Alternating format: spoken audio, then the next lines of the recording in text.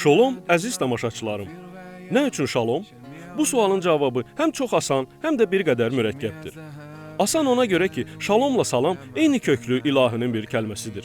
Mürəkkəb isə ona görə ki, hələ İsrail səfərimin planlaşdırma mərhələsində mənim bu ölkəni seçmək qərarım bir çox yaxınlarımda təəccüb hissi oyatmışdı. Nə üçün məhz İsrail? Axı oralar təhlükəlidir. Müharibə gedir, küçələrdə bombalar partlayır. Bütün ölkə qorxu içində yaşayır. Nə deyim? Cəbhə xəttinin o tayında, Livanda mən 2 il bundan əvvəl olmuşdum. Oranın həyatına, oranın güzaranına nəzər salmışdım. Hətta şiələr yaşayan və Hezbollahın nəzarəti altında olan məhəllələrə də baş çəkmişdim. İndi isə mən cəbhənin bu tayını, bu həyatı, bu xalqı tanımaq istəyirdim. Düşmənlə həmsərhəd olan dövlət özünü necə qoruyur? Öz torpaqlarının qədrini necə bilir? Cavanların orduya münasibəti necədir? Matəmə mi bürünüb İsrail, yoxsa həyat davam edir? Ən az məni bu anda siyasət maraqlandırırdı. Ərəblər mi haqlıdır, yoxsa Yahudilər? Təcavüz mi edir İsrail, yoxsa antiterrorla məşğuldur? Zəbt edirmi torpaqları, yoxsa onları silahdan təmizləyir? Bu sualların cavabını hər kəs özü üçün müstəqil axtarır. Mən də axtarıram və düşüncələrimlə yəqin ki, gələcəkdə bölüşəcəm. Amma səfərdən əvvəl məni bu suallar maraqlandırmırdı. O anlar İsrail mənim üçün ən yaxın dostlarımın birinin tarixi vətəni idi. İsrail mənim üçün qısa zamanda məğlub olunmaz ordunun yaradıcısı idi. İsrail mənim üçün müqəddəs torpaq və məşhur kurort, ən qədim tarix və 3 dinin sıx bağlantısı idi. Yəni İsrailə getməklə mən bir neçə məqsəd güdürdüm. Əvvəla orada yaşayan dostumla görüşmək, sonra bu ölkənin turizm potensialını görmək və ən nəhayət yuxarıda sadaladığım hərbi vəziyyətlə dinc həyatın kompromisini dərk etmək. Və bütün məqsədlərimə çatdım. Dostumla görüşdüm, İsrailin ən məşhur kurortlarında, ən möhtəşəm otellərində oldum, mətbəxini daddım, şərabını içdim və müharibə vəziyyətində olan ölkənin gündəlik həyatına nəzər saldım. Nəzər saldım və bir neçə veriliş ərzində öz mülahizələrimlə sizlərlə bölüşəcəm.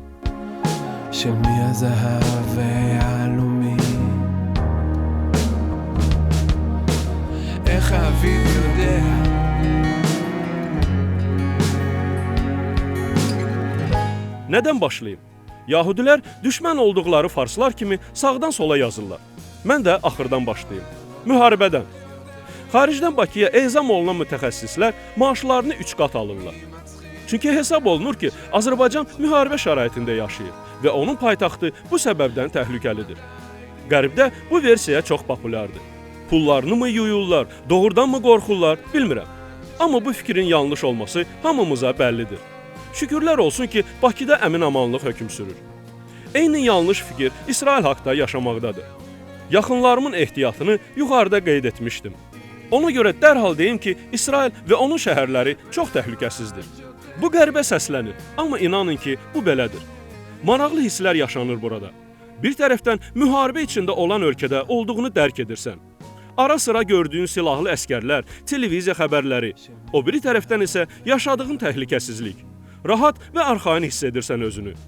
Baxın, hər bir kafenin, hər bir restoranın, hər bir ticarət mərkəzinin, hər bir otelin girişində tapancalı mühafizəçi sumkaları yoxlayır. Və bu heç kəsi narazı salmır. Nəticədə restoranda oturanda bilirsən, balıq sifariş etmisənsə sənə balıq gətirəcəklər, dinamit dolması yox. Ona görə də rahat olursan.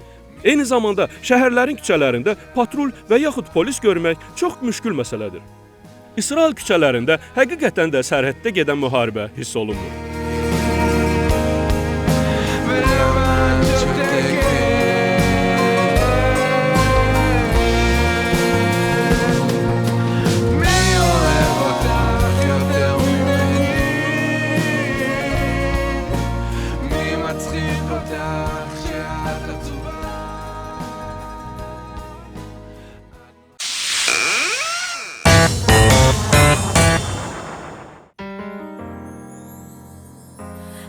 הייתי כעיוורת לאור היום, מרוב ההיגיון לא נשאר מקום, רועדת לידך והסם שבי עוד לא נגמר.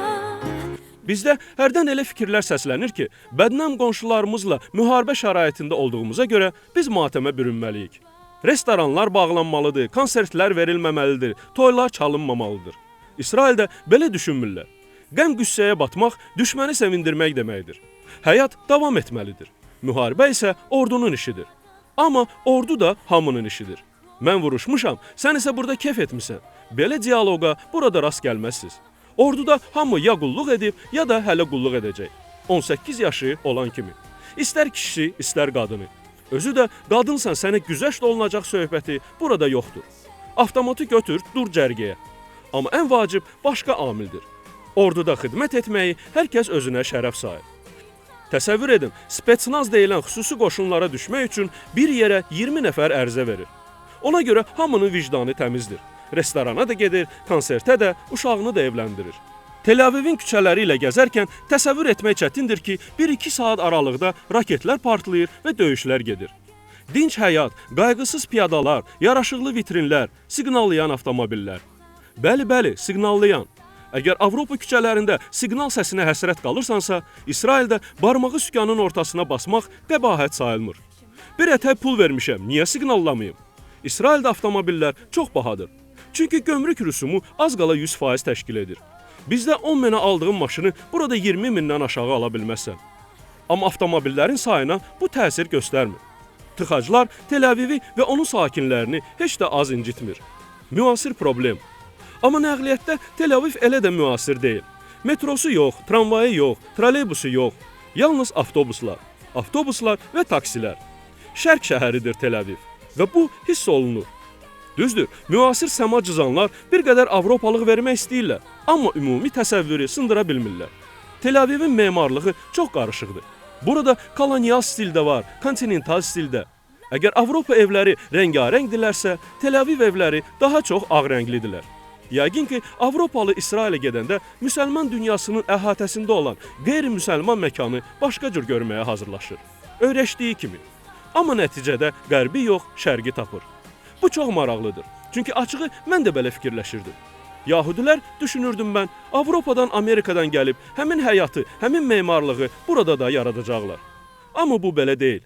Ən maraqlısı isə mənim üçün Yahudilər haqda təsəvvürümün dəyişilməsi oldu. Biz uşaqlıqdan iki cür Yahudi tanıyırdıq. Quba Cuhudları və Avropa Yahudiləri. Quba Cuhudları qarayalız, zahirən bizlərə oxşayan və bizlər kimi ticarətə meyilli idilər. Avropa Yahudiləri isə sarışın həkimlər, alimlər və mühasiblər idi. Van Stein, Landau, Rothschild, Kabzon, Şufutinski, Abramoviç, Avropa tipli simalar müəyyən obraz yaradırdı. Bu obraz İsraildə dərbadağın oldu. Yahudinin tipik bir obrazı yoxmuş. O, Efiopadan gələn zənci, Avropadan gələn sarışın, Bakıdan gələn qarasaç və qarabığlıdır. Amma bütövlükdə Avropa simalı Yahudilər burada çoxluq təşkil etmirlər. İsraildə olarkən dərk edirsən, Yahudilər şərq xalqıdır. Hərdən ərəblə Yahudini seçmək olmur, hansı kimdir? Bu bütövlükdədir. Amma ayrı-ayrılıqda bir müddət sonra seçməyə bacarırsan. Bu Rusiyadan gəlib, bu Avropadan, bu isə 3-cü dünyanın ölkəsindən. Hərəsi də gəldiyi ölkənin mədəniyyətinin cizgiləri ilə ümumi Yahudi mədəniyyətini zənginləşdirir. Geyim tərzində Yahudilər yenə də qərblə şərqin sıx əlaqəsini nümayiş etdirirlər. Ələxüsus bu əlaqəni qadınların geyimlərində görmək olur. Əgər nisbətən yaşlı xanımlar öz geyimlərində konservativ təmkinlik nümayiş etdirirlərsə, cavan qızları onların Avropa həmyaşlılarından ayırmaq olmur. Avropa və yaxud Amerikada olduğu kimi yaxın şərqin tarix dolu torpağında gənc nəsil eyni avangardlığı, eyni müasirliyi, eyni ekstremallığı nümayiş etdirir.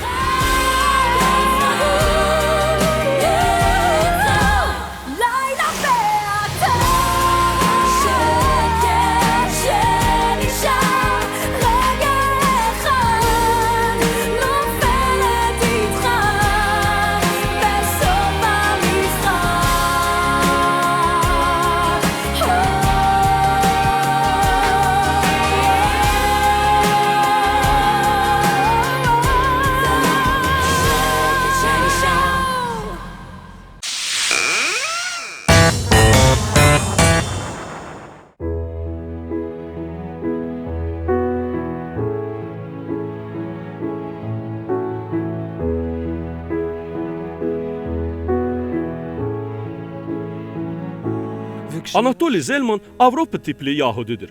Təmkinli, səbirli, necə deyərlər, ağır cahil. Vaxtilə Klaypeda şəhərindən bir neçə günlük gələn Anatoli burada ömürlük qalası olur. Anatoli çox professional bələdçidir. Turizm Nazirliyinin işçisidir. Amma xüsusi lisenziyası olduğundan fərdi qaydada da işləyir. Anatoli İsrailin tarixini çox mükəmməl bilir və öz biliyini məharətlə qonaqlarına çatdıra bilir. Heç bir sualı cavabsız qoymur. Adət-ənənələr, tarix, gündəlik həyat tərzi, mətbəx, bunlarla tanışlıqda Anatolinin rolu əvəzsiz oldu. Onun da sürücümüz Manişenin də. Manişe yerli Yahudidir və xalqının nümayəndəsi kimi Anatolidən seçilir. Həm zahirən, həm hərəkətləri ilə, həm emosionallığı ilə. Bir həftə bir yerdə olduq. Manişe maşını sürürdü, Anatoli ölkə ilə tanış edirdi. Yaffa şəhəri, deyir Anatoli, çox qədimdir. 4000-dən çox yaşı var.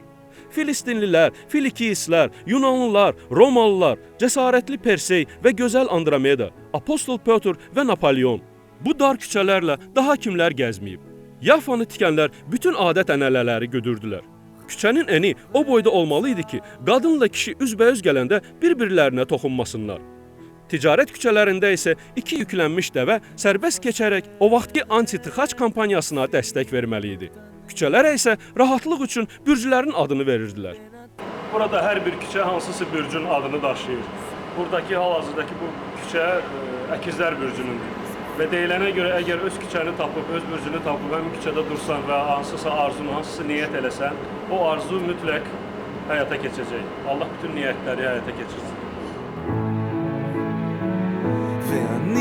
Tel Aviv şəhəri deyəndə biz bütün bu böyük inzibati və maliyyə mərkəzini nəzərdə tuturuq. Bir şəhər kimi. Amma İsraillilər Yaffa ilə Tel Avivi ayırırlar. Yaffanı ayrıca şəhər adlandırırlar. Əslində Tel Aviv Yaffanın Yahudi məhəlləsi kimi tikilirdi. Cəmisi 96 il bundan əvvəl. Bugün isə Tel Aviv böyük və müasir şəhər, Yaffa isə açıq səma altında muzeydir. Ona görə də ən bahalı suvenir dükanları, ən müasir sənət əsərləri, ən avangard rəsmlər, ən antikvar əşyalar Yaffada cəmləşib.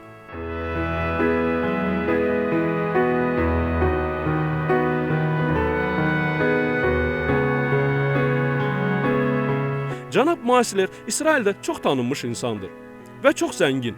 Anatoli məni onunla tanış etməyə çalışanda cənab Maisler quru təbəssümlə kifayətlənib öz kabinetinə yollandı. O yeni tanışlıqları sevmir. Neynirsən məni? Biznesimin tarixini həm işçilərin bilir, həm bukletlər var. Sənətim isə göz qabağında. Get, bax. İstedadlı insanlar çox vaxt qəribəlikləri ilə seçilirlər. Ona görə də istedadlıdırlar. Cənab Maislerin kəşf etdiyi üsulla onun ustaları çox maraqlı fiqurlar düzəldirlər. Qızıl suyuna salınmış bu personajların hamısını cənab Maisler özü fikirləşib. Heç biri də sürprizsiz yetişmir. Hərəsinin öz gözlənilməz sirri var. Maisler suvenirləri elə dəbdədir ki, bütün dükanlarda onların duplikatlarını görmək olar. Amma öz salonunda cənab Maisler təbii ki, yalnız orijinal mallar təklif edir. Bu səbəbdən də onun suvenirləri çox bahadır. 400, 500, 1000, 2000 yuxarı yeri var, aşağı yeri yoxdur. Dükanın əsas alıcıları Amerikadan, Avropadan və başqa tox ölkələrdən gələn yaşlı yahudilərdir. Tox ölkənin yaşlı yahudisi isə heç vaxt kasıb ola bilməz. Əgər ölkə toxdursa, deməli onun tox olmasında yahudilərin rolu müstəsna olub. Çünki maliyyə məsələlərində bu xalqın nümayəndələri lazımi praktizm nümayiş etdirirlər. Hələ Sovetlər vaxtında hamıya bəlli idi. Ən yaxşı mühasib milliyyətçi yahudi olandır. SSR-də mühasib, qərbdə isə onlar bankir olurdular. Ona görə də tarixi vətənlərinə dönən yahudilər bölünürdülər. Qərbdən gələn bankirlər gedirdilər Maislerin dükanına, SSR-dən gələn mühasiblər isə yollanırdılar bazara. Necə ki, Maislerin suvenirləri turist kimi müvəqqəti gələn qərb yahudilərin nostaljik zövqünü oxşayır, elə də Tel Aviv bazarı daimi yaşayışa gələn Sovet yahudisinin cibini güdür. Çünki bu bazar öyrəşdikləri kolxoz bazarını xatırladır. Amma müasir elementlər də var. Burada yalnız meyvə-tərəvəz satılmır. Lakin kolxoz bazarından fərqli olaraq bu bazarda qiymətlər enməzdir. Nə yazılıb odur. Amma deməzdim ki, bahaçılıqdır. Meyvələri bizdən ucuz. Saymaq da asan. İsrailin 5 şekili bizim bir yeni manatımıza bərabərdir. Bazarın sözsüz priması isə tumsuz qarpızdır.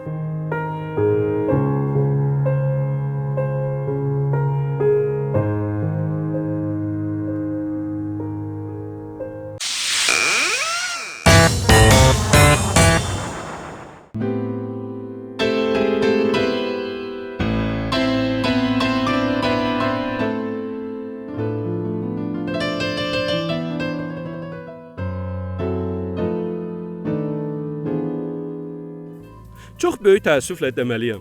Hərdən biz öz uğurumuzu görmürük. Öz həmvətənlərimizin nailiyyətlərinə lazımi qiymət vermirik. Həmin uğurun, həmin nailiyyətin əhəmiyyətini endirməyə çalışırıq. İsraildə olarkən təsadüfən qəzet köşkündə bizim Teymur Rəcəbovun şəklini gördüm. Rus dilli olan qəzeti alıb oxudum. Sən demə, həmin gün bu ölkədə Blitz şahmat üzrə dünya çempionatı keçirilməli idi. Və dostumun oğlu Teymur bu çempionatın iştirakçıları sırasında idi. Radio, televiziya, mətbuat hamısı bu hadisəyə çox böyük diqqət yetirirdi. Çünki mühasibətlə bank işindən başqa yahudilər şahmat sahəsində də çox məharətli və bacarıqlıdırlar.